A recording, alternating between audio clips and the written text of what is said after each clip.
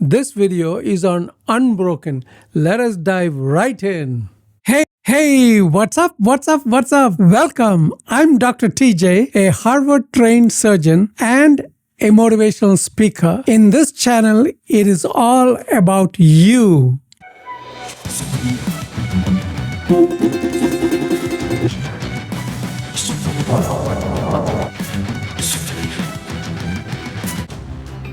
Imagine being 16 years old, sleeping in a bus terminal toilet, $3 in your pocket, can barely read, can't speak properly, you're hungry, broke, and completely alone in the largest city by population in America. Now imagine walking into an audition and being humiliated in front of everyone. The director didn't just reject this person, he destroyed him, mocked his accent, laughed at his inability to read, told him to give up and get a job as a dishwasher because he will never ever make it as an actor. Most people would have quit right there, would have believed those cruel words, would have accepted defeat. But this person, he turned that humiliation into fuel. He didn't just prove that director wrong, he became the first to break one of the biggest barriers in entertainment history and change the world forever. Now, before we dive into this incredible story, I need you to do something important. This entire video is interconnected. Each part builds on the previous one. Do not skip any part of the video. If you skip ahead, you'll miss crucial methods on how to be unbroken and turn your dreams into reality. Trust me, every minute matters. Watch this video all the way to the end because I'm going to give you the complete blueprint on how to become truly unbroken in your life, no matter what obstacles you're facing right now. And hey, real quick, hit that like button and subscribe right now so that you don't miss any future life-transforming videos. I'm posting content every week that's designed to help you level up in every area of your life. Also drop a comment below and tell me which part of the world are you watching this from. I love knowing where in the world life transformation is taking place. Are you watching from New York, Mumbai, London, Tokyo, Sydney, California? Let me know. It fires me up to see our global community growing. Stick around till the end because the reveal is going to be significant and I'm issuing a personal challenge that could completely transform your entire life. Let's dive in. Our story begins in 1927. A baby boy is born in Miami, Florida, to Bahamian parents, tomato farmers, who owned a small farm on Cat Island in the Bahamas. This baby weighed only 3 pounds. Arriving 2 months premature, his father actually bought a small casket preparing for the infant's death. But his mother, she refused to accept that fate. She went to a fortune teller who gave her hope. That baby survived. The family returned to Cat Island from Miami. No electricity, no running water, just extreme poverty. But there was love, there was family, there were values. By age 13, this young boy was working full-time to help support his family. His parents instilled in him a strong sense of discipline and the value of hard work. Life was hard, but it was stable, simple, predictable.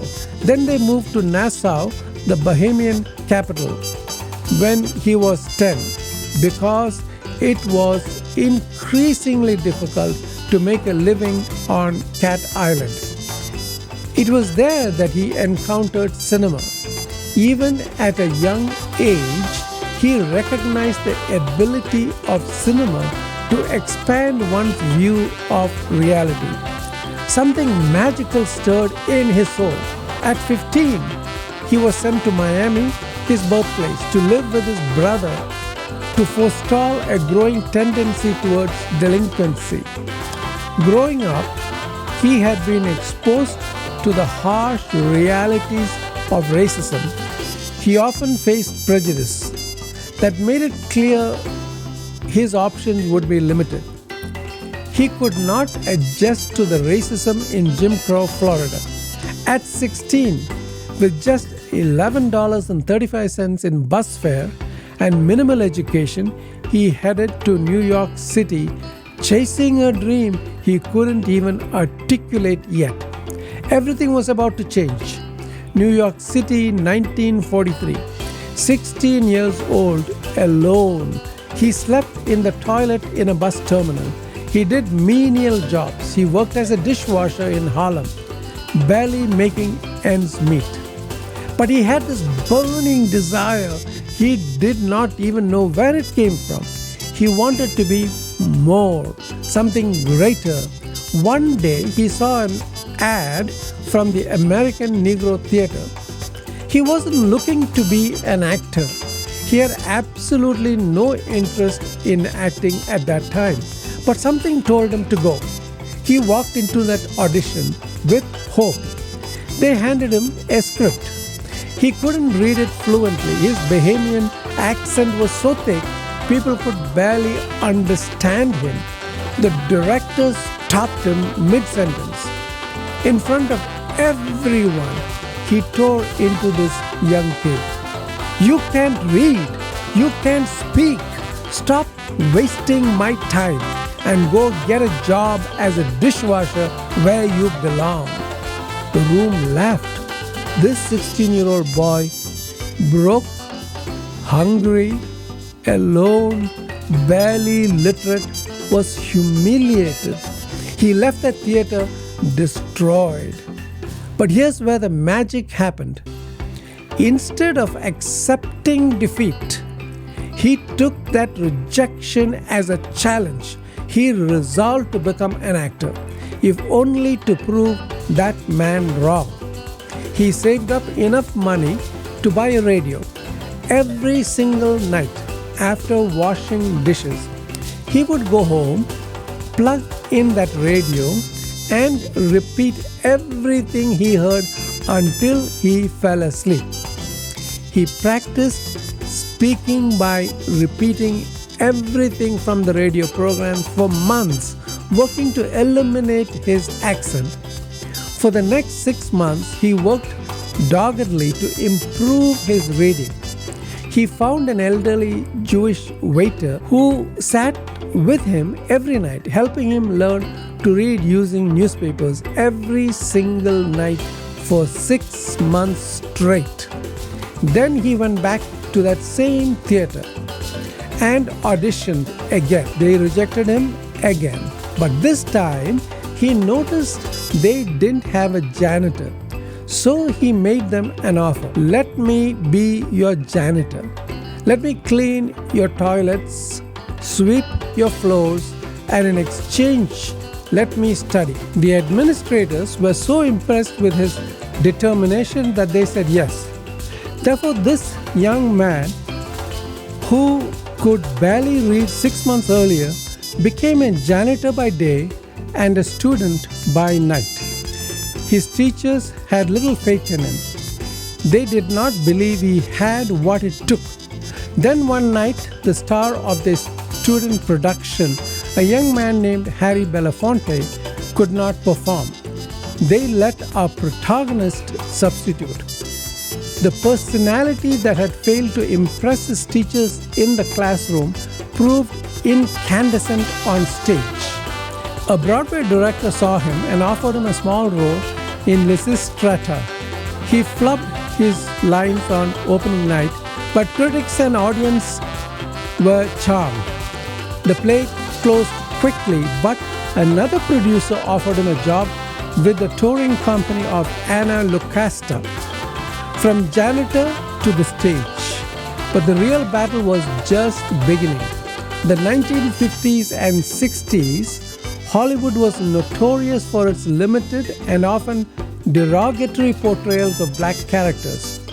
African American actors were often relegated to roles as servants, criminals, or background figures. But our protagonist, he refused roles he considered based on offensive racial stereotypes. He declined any role that didn't align with his values. His first major film role was in 1950's No Way Out, playing Dr. Luther Brooks, a black doctor treating a racist white criminal. His portrayal marked a significant departure from the stereotypical roles often assigned to black actors during that era. Then came the historic breakthrough in 1963, the movie Lilies of the Field.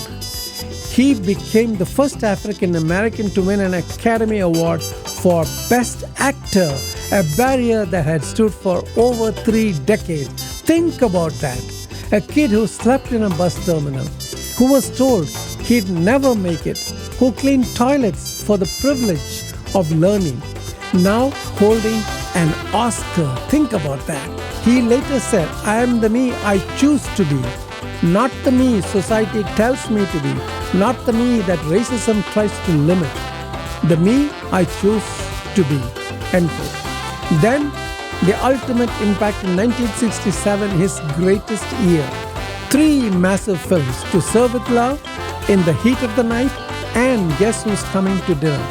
Those roles made him the top grossing star of the era. He portrayed black characters with dignity, complexity, and intelligence, qualities that were rare in films of that era. Who am I talking about? The name? Sidney Poitier, the man who proved that being unbroken means transforming rejection into rocket fuel, humiliation into determination, and barriers into breakthroughs. Sidney Poitier said, "I always wanted to be someone better the next day than I was the day before." End quote. He received the Presidential Medal of Freedom in 2009, knighthood from Queen Elizabeth II, and more than 250 honors worldwide. When Denzel Washington won his Best Actor in 2002, he said in his victory speech, "I'll always be chasing you, Sidney. I'll always be following in your footsteps. There's nothing I would rather do, sir." End quote. Sidney Poitier died in January 2022 at the age of 94, but his legacy? Unbroken. Now for the 3 methods to become unbroken. The question is, how do you become unbroken like Sidney Poitier? Here are his 3 secrets, so to speak. Method number 1. Transform rejection into rocket fuel. Sidney took that brutal rejection as a challenge and resolved to become an actor, if only to prove the man wrong. When someone tells you no, use it as motivation. Ask yourself, what would the best version of me do with this rejection? Method number 2. Daily discipline over dramatic moments. For 6 months, every single night, radio, newspaper, practice. Success isn't one moment. It's 1,000 small actions repeated consistently. What one thing can you practice every single day for the next 6 months? That's a question to you. Method number 3. Never compromise your values. A person doesn't have to change who he is to become better.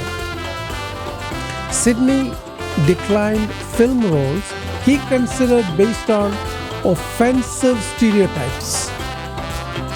Stay true to who you are. Your integrity is your greatest asset. But watch out for these 3 traps that almost stopped Sydney. Trap number 1, accepting other people's limits. That director told Sydney he'd never make it. Sydney refused to accept that verdict. Whose limiting beliefs about you have you accepted as truth? Trap number 2 is seeking shortcuts. Sydney literally cleaned toilets to get access to acting classes. No shortcuts, no excuses. Now I ask you, are you willing to do the unglamorous work? Trap number 3, playing small to fit in. Sydney's critics said he should take any role offered. He refused and chose dignity over opportunity. Don't shrink yourself to make others comfortable. The world needs your full potential. Yes, here's my challenge to you. It is the Sydney Poitier 6-month transformation challenge. Sydney gave himself 6 months to transform from someone who couldn't read fluently to someone who could audition again with confidence. For the next 6 months, I want you to do the following. Choose one skill you've been too afraid of or embarrassed to learn. Practice it every single day for just 30 minutes. No exceptions, no excuses. Then track your progress publicly. Post updates, share your journey, be vulnerable. Embrace rejection as fuel. Every no is just practice for your yes. Now drop a comment below right now and tell me, I'm committing to the Sydney Poitier 6-month challenge. Tell me what skill you're going to master. I shall personally read the comments and I'll be your virtual accountability partner. And don't forget, tell me which part of the world you're watching from. I want to see this global community of transformation that we are building together. If this video helped you in any way, then make sure you click that like button and subscribe so that you never miss another life-transforming video.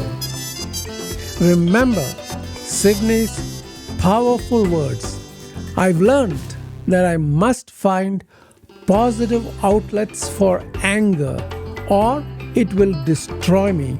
There is a certain anger, it reaches such intensity that to express it fully would require homicidal rage, self-destructive, destroy the world rage, and its flame burns because the world is so unjust.